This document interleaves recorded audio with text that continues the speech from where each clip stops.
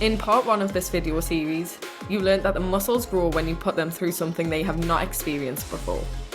Increasing the working weight, number of repetitions and sets, while also manipulating rest times, is essential to creating the right muscle growth stimulus. Once your training session is over, however, comes the recovery part, where all nutrients are engaged to recover your muscles and make them stronger. Now, the most important part of muscle gain and nutrition is the recovery of your muscles and the support of your hormonal system. The two nutrients that play active roles in muscle recovery, hormonal regulation, and many other processes in the body are protein and fats. Insufficient amounts of protein and fats won't allow your body to recover to the best extent possible, and in severe lack of these nutrients, you may experience side effects such as suboptimal recovery, low sex drive, chronic exhaustion, and more prominent muscle soreness. Your daily protein intake should be set at 0.8 to 1 gram of protein per pound of body weight, depending on how much muscle you have. For instance, a beginner will do just fine on less than 1 gram of protein per pound of body weight, while a more advanced trainee would need more than that due to greater amount of muscle mass. On the other hand, fat intake should be set at 0.35 to 0.45 grams per pound of body weight. Now, in terms of food sources, you should mainly rely on minimally processed whole foods that are great for bioavailability. Bioavailability basically measures how much of the food is absorbed and utilized by the body.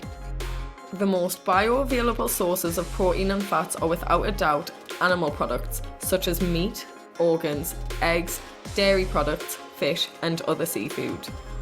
If you are a vegan or a vegetarian, you should focus on a mix of different plant products, as plants generally lack certain nutrients and are not highly bioavailable. Now, for the most part, your fat intake will be covered if you consume animal products regularly.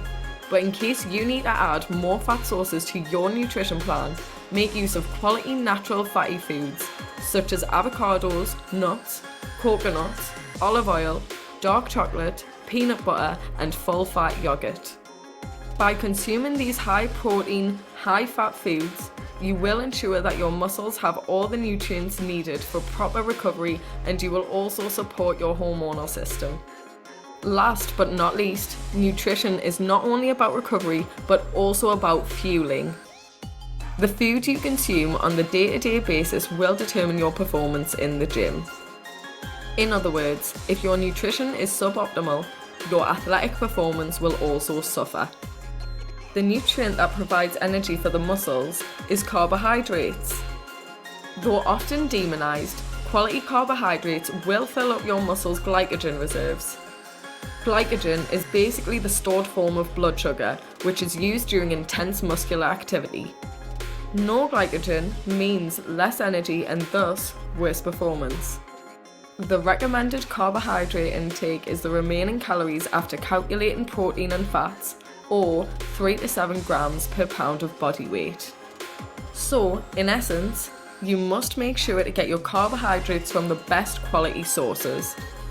It is recommended that the majority of your carbohydrates are derived from whole grain whole foods, such as rice, lentils, beans, whole grain pasta, whole grain bread, fruits, and starchy veggies. Last but not least, if you are trying to maximize your muscle gains, you are best off consuming food in a surplus of calories, or, in other words, eating more energy from food than your body requires to maintain its weight. Can you gain muscle without being in a surplus? Yes, but likely not at a maximal rate. By establishing a balance of protein, fats, and carbohydrates, you will grant the body enough energy to go through a heavy workout and recover the muscles and all other systems in the period between the next workout. So here is your take-home message.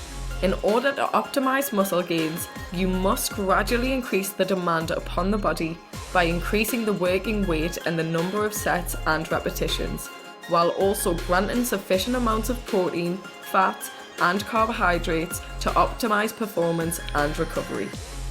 Any more questions to discuss in future videos? Comment down below.